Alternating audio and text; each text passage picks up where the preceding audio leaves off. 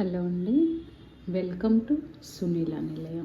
ఈరోజు మనం పెద్దలు అంటే మనం చిన్నప్పుడు అంతా అమ్మాయి వాళ్ళు చేసేవాళ్ళు కదా. ఇప్పుడంటే మన పిల్లలకి రకరకాల స్వీట్స్ అన్ని పెట్టడం అలవాటైంది. కానీ మా చిన్నతనంలో ఏదైనా ఒక పండగ వచ్చినప్పుడు మా అమ్మ ఈ కజ్జికాయలు చేసేదన్నమాట.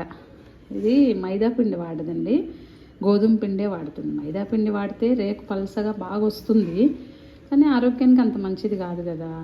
అందుకు గోధుమ పిండే వాడేది మా అమ్మ. నేను కూడా గోధుమ పిండే వాడుతున్నాను. దానికోసం నేను ఆ గోధుమ పిండి తీసేసుకొని మంచిగా వాటర్తో కలిపేసేసి మనం ఎట్లయితే పూరీ పిండి చేసుకుంటామో అలా చేసుకోవాలి. కన్సిస్టెన్సీ ఎలా ఉండాలో చూపిస్తాను చూడండి. ఇదిగోండి, కన్సిస్టెన్సీ ఇలా ఉండాలి. చూసారు, ఇలా ఉండాలి. మరీ లూజ్గా ఉండకూడదు, అలానే మరీ చాలా గట్టిగా ఉండదు. ప్యూర్గా గోధుమ పిండేనండి. కొంచెం ఒక పించి ఇంత సాల్ట్ వేసేసి ఇలా కొంచెం వాటర్ వేసేసి, నార్మల్ వాటరేనండి, ఏం వేరే వాటర్ ఏం కాదు. ఇలా ఉండాలి. దీన్ని చక్కగా ఆరిపోకుండా ఇలా మూత వేసేసి పెట్టేసుకోవాలన్నమాట. ఇప్పుడు లోపల స్టఫ్ ప్రిపేర్ చేసుకుందాం. ఇదిగోండి, దీంట్లోకి పుట్నాలు కొలత చూసారా. మనం ఏ గిన్నెతో ఏ గ్లాస్తో తీసుకుంటామో అంతే క్వాంటిటీ బెల్లం తీసుకోవాలండి. అందుకు కాబట్టి కొలత ఇంత. ఇవి పుట్నాలు అంటాం మేము. మరి ఒక్కొక్కరు ఒక్కొక్క ప్రాంతంలో వేయించిన శనగపప్పు అలా రకరకాలు అంటారు కదా. మేమేమో దీన్ని పుట్నాల పప్పులు అంటాం. ఇది తీసుకొని యాలక్కాయలు ఉంటాయి కదండి, యాలక్కాయలు ఒక 7-8 అట్లా, ఈ రెండు మిక్సీకి వేసి ఆడించుకోవాలన్నమాట.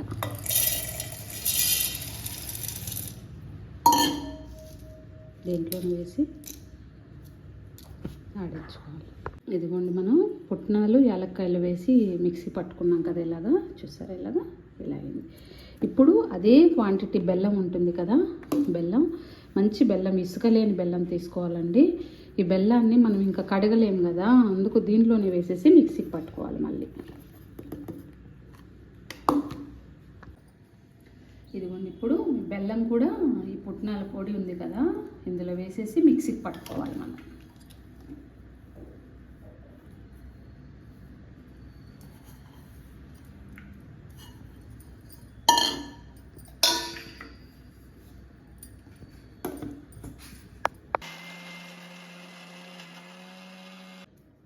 ఇదిగోండి, చూసారా, బెల్లం అంతా కూడా పుట్నాలలో మంచిగా ఇలా ఇలా వచ్చేసింది. ఇలా పట్టుకోవాలి. ఇప్పుడు ఇందులో మనం యాలక్కాయలు వేసాం, పుట్నాలు వేసాం, నెక్స్ట్ బెల్లం వేసాం. ఇలా అయిపోయిన తర్వాత ఇది ఒక కొబ్బరి గిన్నె ఉంటుంది కదా, నాకు ఈ సైజ్ సరిపోతుంది. మన క్వాంటిటీని బట్టి ఇది కొబ్బరి తీసుకుని టేస్ట్ కోసమే ఇది మాత్రమే. అందుకోసం కనుక తురిమేసి దాంట్లో కలిపేయాలండి. చూపిస్తాను. ఇది కొబ్బరి తురిమేసి ఇందులో వేసేసుకోవాలి.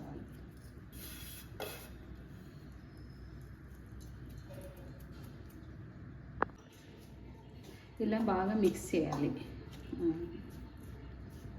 ఇలా కలిసిపోయింది చూసారా. ఎక్కడ కూడా బెల్లం మనకు కనిపించకూడదు, ఇలా బాగా మెల్ట్ అవ్వాలన్నమాట. ఇది లోపల పెట్టే స్టఫ్ రెడీ అయింది. ఈ కొబ్బరి అనేది మన ఇష్టం, ఎక్కువ కావస్తే కూడా ఎక్కువ కూడా వేసుకోవచ్చు. నేనేమంటే నాకు సరిపడినంత వేసుకున్నాను. మరి ఎక్కువగా ఉంటే కూడా మనం వేసిన పుట్నాలు బెల్లం అది కాకుండా ఇది ఎక్కువ డామినేట్ చేస్తుంది కదా. అందుకు నేను ఒక గిన్నె వేసుకున్నాను. యాలక్కాయలు ఒక 6-7 అట్లా వేసుకున్నా. ఇలా చూసారా, ఇప్పుడు ఇది లోపల స్టఫ్ రెడీ అయింది. ఇందాక మనం కలిపి పెట్టుకున్నాం కదా, ఇది గోధుమ పిండిది. దీన్ని చిన్న చిన్న ముద్దలు చేసేసుకొని పూరీలాగా ఒత్తుకోవాలి. మనం ఇలా రేకులు చేసుకొని కజ్జికాయలు పెట్టుకుంటాం కదా, అది కొంచెం లేట్ ప్రాసెస్ కదా. మనం అదంతా ప్రిపేర్ చేసుకోవడానికి అది ఒక ట్రే మీద ఇలా క్లాత్ వేసుకోవాలండి. క్లాత్ వేసుకొని ఒక హాఫ్ ఇలా వెట్టి చేసుకోవాలన్నమాట. ఇలా తడుపుకోవాలి. ఇవి అల్లిన తర్వాత ఆరిపోకుండా దాని మీద కప్పి ఉంచుకోవాలన్నమాట బట్ట.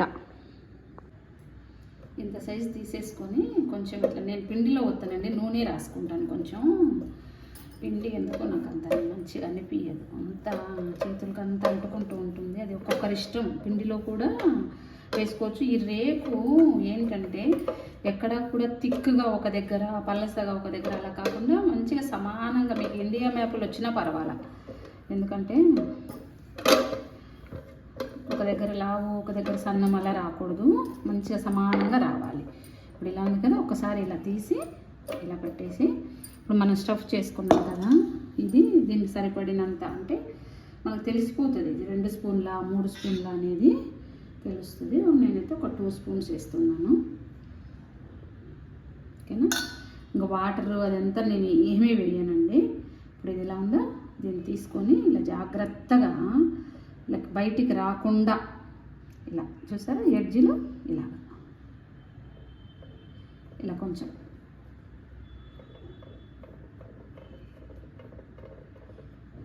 మా అమ్మ అయితే చేత్తో మంచిగా అల్లేవాళ్ళండి, నాకేమో అది రాదు, అందుకు నేను ఇలా చేస్తాను. ఉంది కదా, తర్వాత ఇంకా డిజైన్ రావటం కోసం ఇలా ఫోర్క్ ఉంటుంది కదా, దీన్ని ఒకసారి ఇలా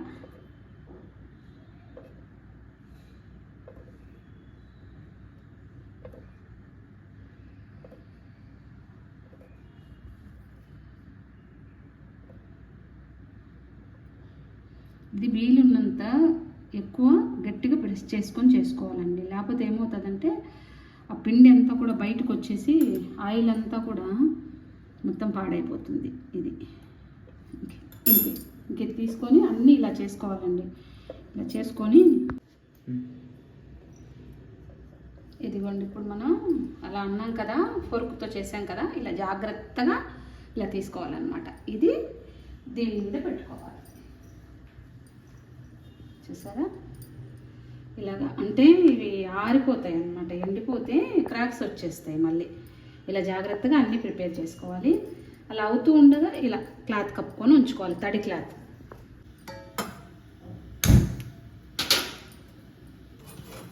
ఇలా బాండి పెట్టేసుకొని ఆయిల్ పోసుకోవాలి.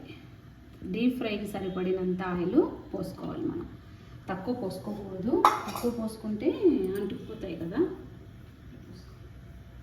అలా ఆయిల్ కాగి మొత్తం మనం రెడీగా వేసుకునే వరకు కూడా ఇలా బట్ట కప్పే ఉంచుకోవాలి. అలా వేసుకుంటూ తీసుకుంటూ వెళ్ళాలన్నమాట. ఇలా కొద్దిగా ఇలా ఒక్కొక్కటి వేసుకుంటూ అలా తీసుకుంటూ వెళ్ళాలి. లేకపోతే ఏమవుతుందంటే ఆ పైన ఉన్నది మనం ఏదైతే గోధుమ పిండితో చేసాం కదా, అది పగిలిపోయి స్టఫ్ అంతా బయటకు వచ్చేస్తుంది. అది ఎప్పుడు కూడా ఇలాగే ఉండాలి. అందుకు పైన తడి, కింద పొడి క్లాత్. ఈ క్లాత్ మస్ట్గా వేసుకోవాలండి. వెట్ వైప్స్ అవి అంటే దానికి మళ్ళీ కెమికల్ ఉంటుంది కదా. ఇదైతే చక్కగా మన ఇంట్లో మంచి కండువాలు, దేవుడికి మనం షాల్లాగా కప్పుతాం కదా, అవి కాటన్ కండువాలు అన్నమాట ఇవి. ఆయిల్ వేడైందో లేదో కొంచెం ఇంత గోధుమ పిండి ముక్క ఉంది కదా, అది అలా వేస్తే అలా పైకి వచ్చేసింది అంటే ఆయిల్ కాగినట్టు అనమాట మనకు. అదిగోండి అలా వచ్చింది, లేసించేసారా. ఇది మన గుర్తు, ఆయిల్ కాగినట్టు. ఇలా బాగా వేడైన తర్వాతే వేయాలండి, అప్పుడే మంచిగా పొంగుతాయి అన్నమాట మనకు. అది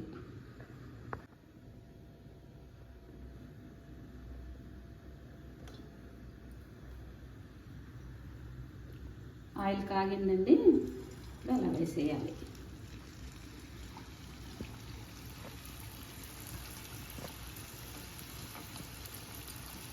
యాక్చువల్గా దీంట్లో టెక్నిక్ అంతా కూడా అది మనం అల్లుకోవటం, నెక్స్ట్ అలా చుట్టుకోవటమేనండి. లేకపోతే అలా ఆయిల్ అంతా వచ్చేస్తుంది, అది మెయిన్ ప్రాబ్లం.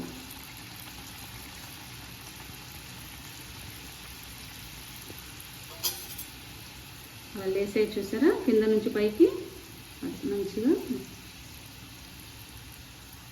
అలా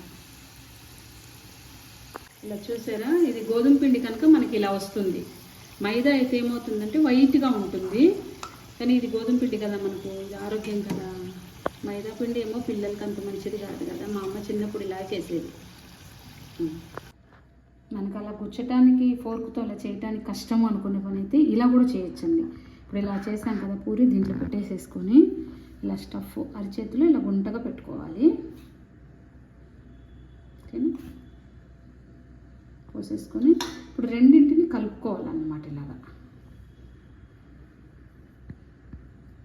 వాటర్ అది ఏమి నేను అంటే ఇట్లా చూసారా. దీంట్లో ఉన్న కారణం ఒకటండి, ఏమంటే ఆ జాయింట్లు రెండు ఏవైతే మనం ఇలా కలుపుతున్నామో అవి విడిపోకూడదు, అంతే. దీంట్లో ఉన్న చిన్న టెక్నిక్ అదే, రెండింటిని ఇలా గట్టిగా అతికినట్టు అంటే లాక్ చేయాలన్నమాట మనం. అది చూసారా,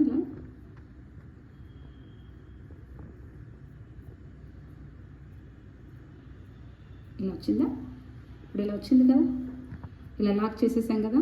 ఇప్పుడు దీన్ని ఒక డిజైన్ అనమాట, ఏదో ఒక డిజైన్ లాగా అల్లటం.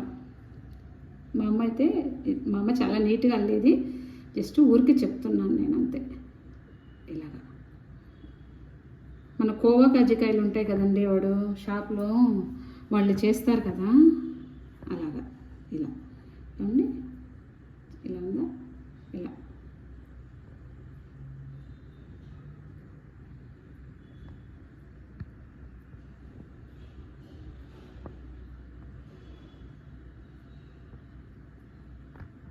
చివరిది ఇలా చూసారా, ఇలా వస్తుంది. ఇది ఇంకా నీట్గా అల్లుకుంటే మనకి ఎక్స్పీరియన్స్ మీద వస్తుంది, ఏం ప్రాబ్లం లేదు. విడిపోకుండా పెట్టుకోగలిగితే చాలు.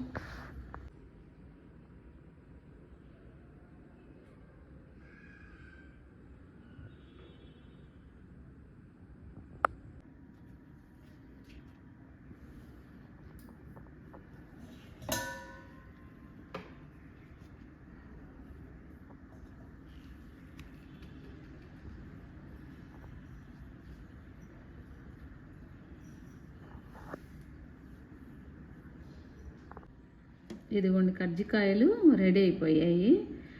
చాలా బాగుంటాయండి టేస్ట్. ఇది ఒక 1 మంత్ వరకు కూడా ఏమి పాడవ్వదు, చాలా బాగుంటుంది. పిల్లలు ఎవరైనా తినొచ్చు, హాయిగా ఉంటుంది. సాయంత్రం టీ టైంలో ఒకటి తినేసి చక్కగా మన ఛానల్లోనే మురుకులు చేశాను నేను. మురుకులు ఇవి పెట్టుకొని అలా తింటే హోమ్ ఫుడ్ కదండి, హెల్తీ. పిల్లలకు, మనకు, పెద్దలకు, ఎవరికైనా సరే. Thank you so much.